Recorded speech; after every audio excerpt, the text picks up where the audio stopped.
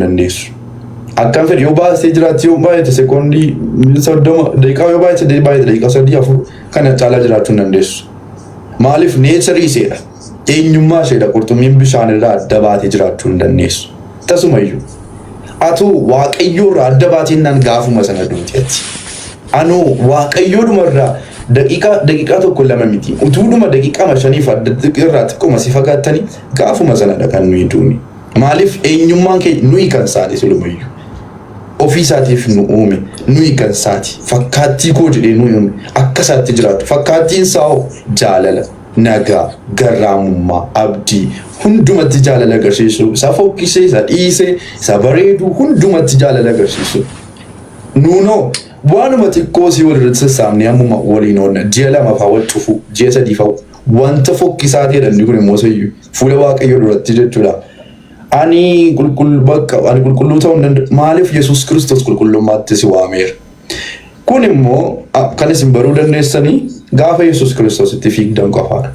Naamana sirriisaa dhugaa gaafa Yesuus Kiristoos itti fiigdan qofaa malee tasumayyuu waan kana baruu hin dandeessan. Kiristoosuma qofaa jedhaasin qulqullummaan jiraatta Kiristoos xumuree jira. Akka inni fedhetti jiraachuu barbaadda Kiristoos xumuree jira. Eessa irratti Golgootaa fannoo sana irratti jechuudha. Xumuree jira. Akkas gaafa jennu seerri sun si barbaachisu miti. Seericha garuu Yesuus Kiristoosiin malee xumuruu hin dandeessudha. Namni akka barbaaddetti jiraadhu jedhaa jiru tokkoyyuu hin jiru. Namni akka fedhetti jiraachuu dandeessa jedhaa jiru tokkoyyuu hin jiru. Akka fiiti fiigi jedhaa indaa'uun hin jabaate seerichi. Si kabalee kotta siinis ittiin kennaattiin jechuu qabda iyyuu jedhama. Si arrabse dhiifama waan sitti balleesse utuma inni sitti balleesseeru sitti balleesse miti dhiifama waan sitti balleesseef dhaqiitti ittiin jedhisin jedha. Gaafa sana beekta gaafa Yesuus Kiristoosiin ofitti fudhachaa dhuftaniidha inni kun immoo.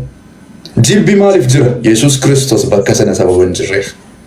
Ajjeesuun maaliif jira? Yesuus Kiristoos bakka sana sababa hin jirreef. Ari'atamuun maaliif jira? Iddoo tokkotti waaqayyo qulqullummaadhuma isaa si barsiisuuf iyyuu cinqii wayii keessa si gasha. Atoo yebaas ijaatti sittee immoo rakkinuma sanaan illee waaqayyoon beektu bakka waaqayyo na dagatee irratti gara of ajjeesuuf atti fiignaan namni jireenya amma biyya lafaa kana gaafa argu rakkinni namootatti baay'ee waanuma godhan waan dhabanii of ajjeesu. Maaliif gara waaqayyotti fiiguurraa waanuma salphaa sana fedhu? Maaliif itti cimi? Garuu waaqayyoon irra baruu hin dandeenye rakkinuma sana fayyadamaati itti bu'aa dhaqaati itti gunguma.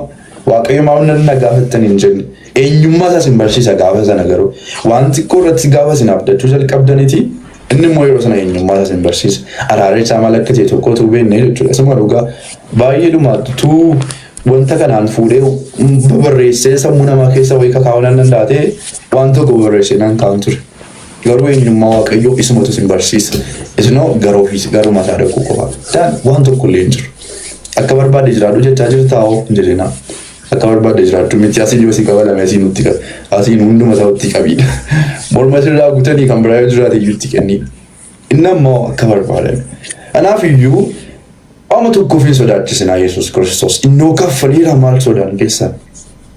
Qulqullummaa maaliif waaqayyo hin jaallatu? Cubbuu maaliif waaqayyo hin jaallatu? Eenyummaa isaa miti. Inni qulqulluudha. Ani qulqulluudha. Dubbattee turte caaltuun eebbifamii my life hundi keessa numas dubbattan qulqulluudha.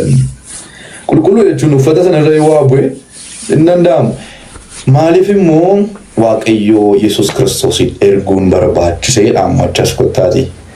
Maaliif akkasumatti hin dhiisu? Silasii Yesuus Kiristoosin erguun maaliif barbaachise? Namni jettanii of gaafachuu dandeessu hin beeku maybe yoo akka tasaa of gaafattan jechuudha. Sababni isaa cubbuu keetiif dirqama kaffaluu qabda waan hojjetteef waan jiraatteef dirqama kaffaluu qabda. Kaffaluu immoo hin dandeessu baasuu hin dandeessu kan itti baasuu dandeessu ibidda bara baraadha. Yesuus Kiristoos kan inni siif du'e by the way ስለሚገባን ሳይሆን ገራሱ ወዶ ተራሱ ስለፈለገ አውፉ መሳት ሰበብ በርባዴፍ ማሊፍ አቲ ካንሳ ከንቴሞ ቀሩ መሳት ጩቡፍ ገርብቻ ከንተው ጩቡፍ ገርበተው ደንዳ ጩቡ ጎፍታ ጎረቹ ከመርባድ ጩቡፍ ገርበተው ደንዳ አኒ እንደው ጩቡ ዲሱ እንደው የጀቱቴ ኦፍ መከሰኒ በርባደኒቲ ክርስቶስ ኢየሱስ ገሩ ወርዲከን ክርስቶስ ኢየሱስ ታኒየዳ ገላትያ በቆና ሸለቆ ስድት ሚላ ወንተ ከነ ማውንድ ማመት ከነገፈቱ ፍዲቀው warri kan Kiristoos ta'aniidha. Yakka sanaaf awwa sanaaf foon sanaaf fannisaniiruudha. Hin fannisan miti. Yesuus Kiristoos hin fannisiisan malee. Yesuus Kiristoos fuudhee fannicha irratti rukuchiisee jechuudha. Kan Kiristoos warri ta'an jedha. Kanaaf iyyuu cubbuu fuutanii wanni mangodinaa cubbuun hin dhiifamne maali sirbatee minaamni sana hojjettee soba dhaggeeffattee sana gootee mootummaa waaqayyo ammootu nama dana keessaa namni mootummaa waaqayyo nan seena jedhee yaadu jira. Eeyyee aannan seena haga miskiin seentaa maaliif Yesuus Kiristoos kaffalee gatii kee waaqayyo Yesuus Kiristoos guutummaa san kaffalee kamiif gaafatamtame eenyutu si gaafataa jedhe Phaawulos. Eeganni hunduma isaa kaffalee eeganni cubbuun qabdan jedhee sin lakkaa'e qulqulluudha jedhee sin lakkaa'e eenyutu immoo gatii eenyutu dhufee sin gaafachuu danda'a eenyudha immoo sin isin dhiibbachiisu nama immoo eenyudha eenyutu immoo gargar sin baasuu danda'a Kiristoositti jedhe eenyuyyuu hin danda'u ati qulqulluudha sin jedhe ofii isaatii fannoo irratti rukutamee jechuudha. Kuni wanta xiqqoo seqoosaa miti dhiigatitti ba'e gatii tolaati gaafa jedhamu hojii tolaan nuuf kennameedha gaafa jedhamu gatiin qabu miti yookiis ቫልዩ hin qabu miti ቫልዩሌስ አይደለም ተከፍሎበት ነው ራሱ ከፍሎበት ግን መሞት አለበት ምክንያቱም አንተ ፓንስ አደበሙ ቀብድ ባከከ ጋር ኢየሱስ ክርስቶስ አደበሙ ይድር አመኑ ነው ምርገፊት አመንቴ ፍለቹን ወንኬት amma kanatti immoo Yesuus Kiristoos amannee maal gochuu qabnaa kan jedhudha. Akkamittiin immoo Yesuus Kiristoosiin of keessatti fudhachuu dandeenya. Yesuus Kiristoosiin amantii ma qofaadha. Amani Yesuus Kiristoos gooftaa isaa isaatti amantaa, siif du'uu isaatti amantaa, du'aa ka'uu isaatti amantaa, siif jedhee gadi bu'uu isaatti amantaa, siif jedhee garbummaa foon garba kana uffachuu isaatti amantaa. Ati mootummaa waaqayyoo gaafa sana already fudhatteetta cubbuun sin danda'u jechuudha. Inni jibbame cubbuun sun tasas hin danda'u. Maaliif sagalee waaqayyoo hojjetaka? Maaliif Yohaannis boqonnaa 3:17 Yesuus Kiristoos kan amananii amma mootummaa isaa seenaniif kan isaaniitti jedha. Firdii isaanitti faradamuu hin jiru. Kan isatti kan hin amanne garuu ammuma biyya lafaa irra ta'anii iyyuu itti faradamee jira jedha. Kuni akkuma seenaa bara darbee durii darbee acha dhufee miti kun arda kan hojjetaa jirudha. Isinoo itti siqaan ilaalaanii Kiristoos jechuu wara. Jechuun akka gorsaatti miti ቫልዩ umurii miti umuriin hin daangessu sagalee waaqayyoo jechuun ani waggaan koo 50 40 20 13 14 15 16 90 geesse maali duutanii hundi keessaniyyuu na dabalate sagalee waaqayyoo jedhaati ilaalaanii nama tokko irraa waa barachuudhaaf immoo xiqqoosee waliin ta'ina hin barsiisaa bichi dhaqaa garara. Kanaafuu waan isin gochuu qabdan garuma Yesuus fi bu'uura jechuudha. Cubbuun mo'ameera Yesuus Kiristoos. Isinis cubbucha moo kanneen isaan garuu Yesuus Kiristoosiinidha. Isaan ala wanti tokko godhamuu hin danda'u. Kuni akka wanta salphaatti ilaalamuu danda'a baay'ee wanta xiqqoosee jechuudha. Wanta kiiloo hin baasne dhiiga kiiloo hin baasne jechuudha. Dhiigi Yesuus Kiristoos kiiloo hin baasuu jechuudha. Yoo ani mootummaa waaqayyoo galuun koyyuu shakkiidha 50 cubbuun hojjedha akkamittiin galaa jechuu dandeessu. Yes cubbamaadha. Cubbamaadha reessa lammaffaa deebi'ee ofiin qulqullummaan jiraachuu hin dandeenyedha malee. Cubbamaa keessaa iyyuu lammaffaadhuma waan gaarii hojjechuuf yaaduu haga hin dandeenye cubbamaa taane hundi keenya iyyuu. Nama tokko qofaa miti. Cubbamaa dhumti keenya iyyuu jechuudha. Do you share that Reformed Baptist view of salvation though? Ani wajjina sofna dhugaa eebbifame. Namni kan inni gufee amma waan gaarii hojjetu. Ofiin jechuudha. Eenyuyyuu gaarii hojjechuu hin danda'u. Unless waaqayyoo gochisiise qofaa. Inni ofitti waan kottu siin jedha. Garaa qulqullummaa si barsiisa. Hafuurri qulqulluun gaafa dhufeedha. Isaan barsiisa waaqayyoo. Hojii isaan gochisiise qofaa. Yesuus Kiristoos. Ofii rakkisinaanii jechuun wanta baay'ee hin jira.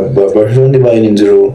Barsiisuma irratti dubbatamu Yesuus Kiristoos qofaadha. Waan hundumaa kan jedhamu kanayyuu akka amantii haaraatti ilaaluu baay'isee amantii haaraa miti amantii dheengadda dhufa miti amantii miti kun immoo Yesuus Kiristoosummaadha. Yesuus Kiristoosummaadha. Gooftaan jireenya keessa naa eebbisu. Kanarra garuu gaaffii yoo qabaattan baay'ee naaf bareedadha. Maaliif wanta siniif hin galle yoo jiraate gaafachuu dandeessu gooftaan jireenya keessa naa eebbisu.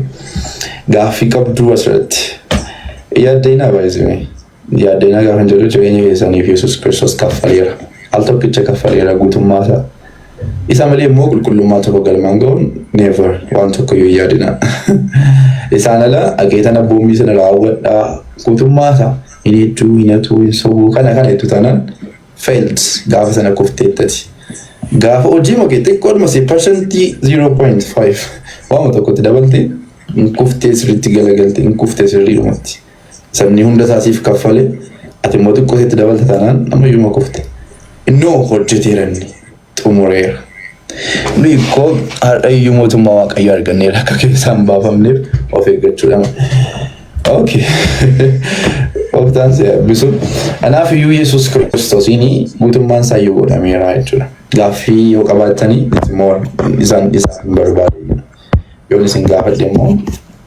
walii deebisuus dandeenya gooftaanis na eebbisuu namni gaaffii qabu jiraas keessaa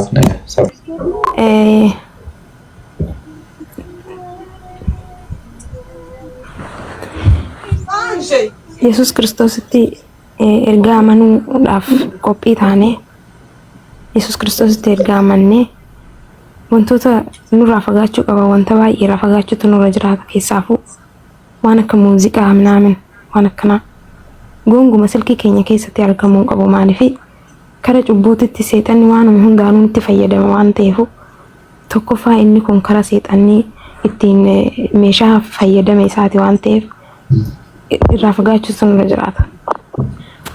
Inni biraa namni Yesuus Kiristoositti amanee cubbuu hojjechuu akkuma hin dandeenye reefu akkaan dubbadhetti jechuudha. Baay'isawwan afaan argeen haasaa waan ta'eef isin galuu dhiisuu danda'a.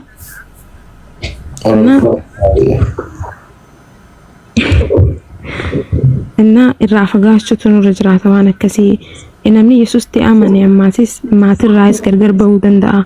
Hiriyyaarraa illee gargar bahuu danda'a. Wanti akkanaa kun dhibbisuu nurra hin jiraatu. Gargar bahuu dandeenya garuu macarashaa keenya irratti walitti deebina ta'a. Sababa nama tokkootiif waaqayyo maatii hunda akka eebbisuu danda'u beekutu nurra jiraata waan ta'eef. Innaa hin sodaatinaa isiniin jechuun fedhaa warri amma hani amantaa kanaafillee haare'a garuu hanga ammaa hangaan amanetti waan hin dhabes hin qabu gin ofumaa isaatiif waan itti irraa fagaachuu barbaadde irraa si fageessa waaqayyo malee ati dandeessee irraa fagaachuu hin dandeessu waanuma hundarraahu.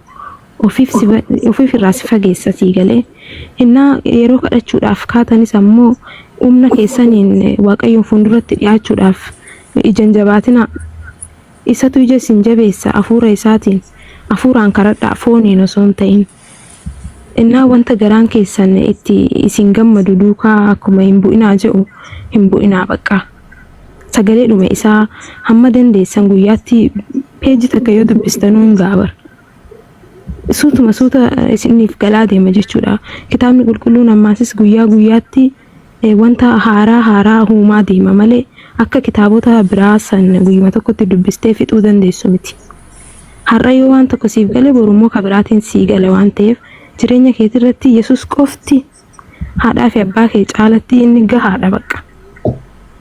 Innaa bakka atillee nuuf eebbifamii torbeetti ammoos yoo dandeesse waan tokko qabattee yoo dhufte nuufis bareedaadha nu jiraadhu siin ja'a. Gaafasi gaafachuu dandeenya. Namni ati mootummaa waaqayyoon nan seenatti yaaddaa? Mootummaa waaqayyoon nan seenaa jettee yaaddaa? Haa eegaa sirriitti hin seena maleen. Boonee. Yoo immoo jechuudha. Let's say amma asitti Yesuus Kiristoos amanteerta addatti cubbuu yoo jette ammayyuu mootummaa waaqayyoon nan seenaa jettaa? Namni Yesuus Kiristoositti amanee cubbuu hojjechuu hin danda'u waan ta'eef ani cubbuun hojjedhu. Yoon hojjedhe immoo yoo cubbuu hojjettanillee isa waaqayyo biraa isiniif dubbatu Kiristoosiin hin qabdu ja'a waan ta'eef ani Kiristoos hin qabu. Cubbuu yoon hin hojjedhe isa fuulduratti hin kufa cubbuu kiyya sannan himadha jechuudha. So amma dhibban jiraachaa jira jettaati? Laagartii amma hojii soba keessatti. Namni waan tokko kan isin understanding godhee laaddanatti qulqullummaan jira. Amma Yesuus Kiristoosiin amantanii asitti cubbuu hojjettanii mootummaa waaqayyoo hin galu jettu taanaan still hojii keessan irratti ilaalaa jirtu jechuudha waan hojjettan irratti. Tasuma hojii keessan ilaalina sin. Cubbuu jechuuf dhiisuu miti kan mootummaa waaqayyoo si galchisiise. Hojii Yesuus Kiristoos osoo isaan dagatina dhibbaa dhibba ta'uu isaa jechuudha.